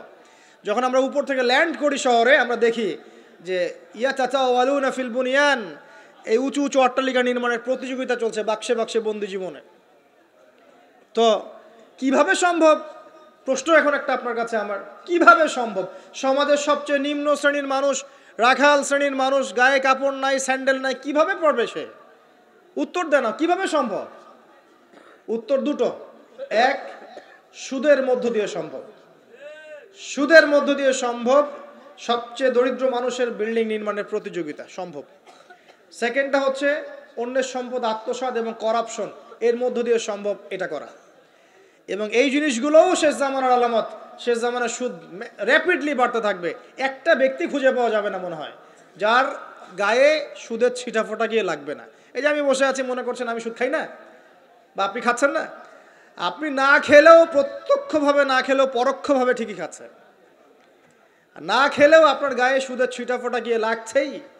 এমন কোনো কান্ট্রি পৃথিবীতে নাই যেটা টোটালি সুদমুক্ত হতে পারবে এখন। IMF এর আন্ডারে আর ওয়ার্ল্ড ব্যাংকের আন্ডারে কোনো কান্ট্রি পারবে না। আপনি যাই নিতে যান, চড়া সুদের লোন দিতে হবে, আর এই লোন আমাদের পকেট থেকে শোধ করতে হবে। অতএব প্রত্যক্ষভাবে না খেলেও পরোক্ষভাবে আপনি খাচ্ছেন। হয় খাচ্ছেন, না হয় দিচ্ছেন, না হলে সাক্ষী থাকছেন, না হলে লিখে রাখছেন, কিছু একটা করছেন। এটা সেই জামানা। আর কি, করাপশন, অন্যের সম্পদ আত্মসাতের এই যে একটা প্রতিযোগিতা চলছে আমাদের অন্যায়ভাবে, এর মধ্য দিয়ে সম্ভব এই নিচু শ্রেণীর মানুষের অট্টালিকা নির্মাণের প্রতিযোগিতা। প্রিয় ভাইয়েরা, রাত অনেক গভীর হয়েছে, আর দীর্ঘ লম্বা করছি না, একটু কনক্লুশনের দিকে আসি, একটু মনোযোগ দেন। দেখুন, আলামাতুস সাআ নিয়ে পড়াশোনা করুন, পাশাপাশি কোরআন হাদিস পড়বেন অবশ্যই, এর পাশাপাশি ইকোনমিক্স পড়েন, ওয়ার্ল্ড অ্যাফেয়ার্স বোঝেন, হিস্ট্রি পড়েন। এগুলোকে কম্বাইন্ড করে আপনি দেখবেন যে আপনার বাহ্যিক চোখ, অভ্যন্তরীণ চোখ খুলে যাবে ইনশাআল্লাহ। তো আপনি বুঝতে পারবেন যে এখনকার সময় আর 100 বছর আগের সময় সেম না। এখন বহু কিছু দেখা যাচ্ছে যেগুলো আগে দেখা যেত না। আর আমরা আমাদের শহরটাকে যদি বাঁচাতে চাই, তাহলে আমাদের এই জেনার মহামারী থেকে বের হতে হবে, মাদকের মহামারী থেকে বের হতে হবে, সুদের মহামারী থেকে বের হতে হবে, অবিশ্বাস প্রতারণার এই যুগ থেকে বের হতে হবে, ব্যভিচারের যুগ থেকে বের হতে হবে। আমাদের পারিবারিক মূল্যবোধগুলো ঠিক করতে হবে, সবাইকে কোরআন সুন্নাহর জ্ঞানে জ্ঞানী হওয়ার চেষ্টা করতে হবে। বস্তুবাদিতা, দুনিয়ার মোহ থেকে আগে বের হতে হবে, দুনিয়ার মোহ থেকে বের হতে হবে। দুনিয়ার মোহটা থেকে বের হলেই সব ঠিক হয়ে যাবে ইনশাআল্লাহ। কবর, পরকাল, আখেরাত এগুলো চিন্তা ফিকির সবসময় থাকলেই বের হতে পারবেন ইনশাআল্লাহ। শিয়ানা ধার্মিক হওয়ার দরকার নাই। ধর্ম খুব ভালো বুঝি, দুনিয়াটা আগে বুঝি, ধর্ম পরে বুঝি, প্রয়োজন নাই। এটা শিয়ানা ধার্মিক। আগে দুনিয়ার স্বার্থ ঠিক বুঝবে, তারপর পরকাল। নো, আগে পরকাল বুঝবো, তারপর দুনিয়া। যে কাজে পরকালীন স্বার্থ নাই আমি নাই, যে কাজে পরকালীন স্বার্থ আছে আমরা আছি ইনশাআল্লাহ। প্রত্যেক মুসলিম যুবক যুবতী, তরুণ তরুণী এবং আমাদের শ্রদ্ধেয় বড়রা যারা আছেন সকলের প্রতি একটা আমার প্রাণ ভরা একটা নসিহাত, যে আমাদের সবাইকে আগে জ্ঞান অর্জন করতে হবে, চর্চা বাড়াতে হবে, পাশাপাশি আধ্যাত্মিকত্ব অর্জন করতে হবে, এহসান দরকার, ইমানের আলো দরকার, ইসলামের পরিপূর্ণতা দরকার, আংশিক না, পরিপূর্ণ ইসলাম দরকার। উদখুলু ফিস সিলমি কাফা, পরিপূর্ণরূপে। নৈতিকতার অবক্ষয় হয়েছে, এটাকে ঠিক করতে হবে। আমাদের যুবক সমাজকে মাদকের মহামারী থেকে বের করতে হবে, ওদের জন্য রিজিকের সোর্সগুলো বাড়াতে হবে। উদ্যোক্তা হয়ে যান, পড়াশোনা করে উদ্যোক্তা হয়ে যান, ব্যবসা করেন, ব্যবসায় অগ্রগামী হন, প্রয়োজনে কৃষিভিত্তিক অর্থনীতিতে যান, উদ্যোক্তা হয়ে যান। উপার্জনের সোর্স হয়ে গেছে, বিয়ে করে ফেলেন, পারিবারিক আদর্শ ঠিক করেন। পরিবারে চাল ডাল নাই, পরিবারে পর্দা যেন থাকে। পরিবারে চাল ডাল নাই, পরিবারে পর্দা থাকতে হবে। পরিবারে খাবারের সংকট আছে, থাক, পরিবারে নামাজ থাকতে হবে, তালিম থাকবে, কোরআন থাকবে, সন্তানদেরকে ইসলামিকভাবে প্রতিপালন করতে হবে। শেষ জামানার আলামতগুলো যখন দেখা যাচ্ছে, এখন আর আয়েশ করে বসে থাকার কোনো সুযোগ নাই। সর্বপ্রথম নসিহাত, পড়াশোনা করুন, বস্তুবাদিতা থেকে বেরিয়ে আসুন, ম্যাটেরিয়ালিজম থেকে বেরিয়ে আসুন, পরকালের বান্দা হয়ে যান। পরকাল ঠিক আছে, তারপর দুনিয়া ঠিক করেন। অল্পতে সন্তুষ্ট থাকার চেষ্টা করেন। এত বেশি প্রয়োজন নয় আমাদের। দুনিয়ার জীবনে এসেছি একটা পানির মতো, হাতের মধ্যে লেগে থাকা পানি, আর পরকালটা পুরো মহাসমুদ্র। মৃত গাধার মতো দাম নয় আল্লাহর কাছে দুনিয়ার। অতএব এত বেশি ফোকাস করার দরকার নেই। যতটুকুতে আমাদের হয়ে যায় ব্যাস সন্তুষ্ট থাকেন। মা বোনদেরকে পর্দা রাখার চেষ্টা করেন, আপনার মেয়ের দিকে খেয়াল রাখেন, মেয়ের দিকে খেয়াল রাখেন। এই 8 বছর 9 বছর মেয়ে হয়ে গেছে, ওর দিকেও খেয়াল রাখতে হবে আপনাকে। ফ্রি মিক্সিং বন্ধ করেন। আপনার মেয়েকে পড়াতে চান, আপনি মেয়েদের স্কুলে দেন, মেয়েদের কলেজে দেন, মেয়েদের মাদ্রাসায় দেন। ফ্রি মিক্সিং আছে ওখানে দিয়েন না। আপনি চাকরি করতে যাচ্ছেন মেয়ে হয়ে, যেখানে মেয়েরা চাকরি করে সেখানে করেন। ছেলেদের সাথে ফ্রি মিক্সিংয়ে যায়েন না। যদি ইজ্জতের মূল্য থেকে থাকে তাহলে এগুলো করেন। আর না হলে ওই যে একটা স্বনামধন্য কলেজের নাম দেখলেন কয়েকদিন আগে, একটা সার্টিফিকেট অর্জন করার জন্যে যদি আপনাকে অন্যের বিছানায় রাত কাটাতে হয়, ওই সার্টিফিকেটের মুখে থুতু দিই আমরা। কোনো প্রয়োজন আছে? ইজ্জত বিক্রি করে সার্টিফিকেট অর্জন করতে হবে? আর তোমরা একটা চাকরি পাওয়ার জন্যে অন্যায়ভাবে অন্যদেরকে হল থেকে বহিষ্কার করছো, পিটাচ্ছ, হকি স্টিক দিয়ে মারছো, এর ফল কি তোমাকে পরকালে ভোগ করতে হবে না? একটা চাকরির জন্য তুমি তোমার গায়রতকে বিসর্জন দিয়ে দিলা, অনেস্টিকে বিসর্জন দিয়ে দিলা। রিজিকের মালিক কে? অতএব আল্লাহ রিজিক দিবে তোমাকে। অন্যায়ের সাথে আপোষ করে চাকরি পেতে যাও না। অন্যায় কাজ করে, অন্যায়ের পথে থেকে, অন্যায়ের পথে যারা আছে ওদেরকে সন্তুষ্ট করে চাকরির আশা করো না। ওই চাকরিতেও কোনো বরকত থাকবে না। নিজের যোগ্যতায় নিজের পরিচয় সৃষ্টি করো, নিজের পরিচয় নিজের যোগ্যতায় সৃষ্টি করো। ইনশাআল্লাহ আল্লাহ পাক তোমাকে বেহিসাব রিজিক দিবে ইনশাআল্লাহ। প্রিয় মুসলিম ভাই বোনেরা, আমরা এমন একটা যুগে বাস করছি, এই যুগটা আগের মতো নয়। পরিবারে ফিতনা দেখবেন, সমাজে ফিতনা দেখবেন, ধর্মে ফিতনা দেখবেন, সব জায়গায় ফিতনা দেখবেন। আপনাকে ফিতনাগুলো রিকগনাইজ করতে হবে, চিনতে হবে। চেনার জন্য জ্ঞান লাগবে, আল্লাহর নূর লাগবে, আমল বাড়াতে হবে, বেশি বেশি সুন্নাহ লাগবে, নবী সাল্লাল্লাহু আলাইহি ওয়াসাল্লামের সুন্নাহর উপর থাকতে হবে, পারিবারিক আদর্শ ঠিক করতে হবে, দাওয়াতের কাজ করতে হবে, আমর বিল মারুফ নাহি আনিল মুনকারের কাজ করতে হবে। এরপর ইনশাল্লাহ দেখবেন আস্তে আস্তে মুসলিমদের কমিউনিটির মধ্যে এই যত সমস্যা আছে ইনশাল্লাহ কেটে যাবে। আমরা জানি এই সমস্যাগুলো সাময়িক। পৃথিবী যেহেতু সাময়িক, পৃথিবীর সব কিছুই সাময়িক। পৃথিবী যেহেতু একটা সাময়িক জায়গা, এখানকার সব কিছুই সাময়িক। এখন যা চলছে পুরো বিশ্বে, এই অন্যায়, জুলুম, পাপাচার, বেহায়াপন, অশ্লীলতা কিছুই থাকবে না ইনশাআল্লাহ। আস্তে আস্তে মুসলিমরা এগিয়ে যাবে, নৈতিকতার উন্নয়ন হবে, মুসলিমদের জ্ঞান বাড়বে, ঐক্য হবে। আল্লাহ পাক আমাদের সবাইকে ইসলামের জন্য কবুল করে নিন, আমিন।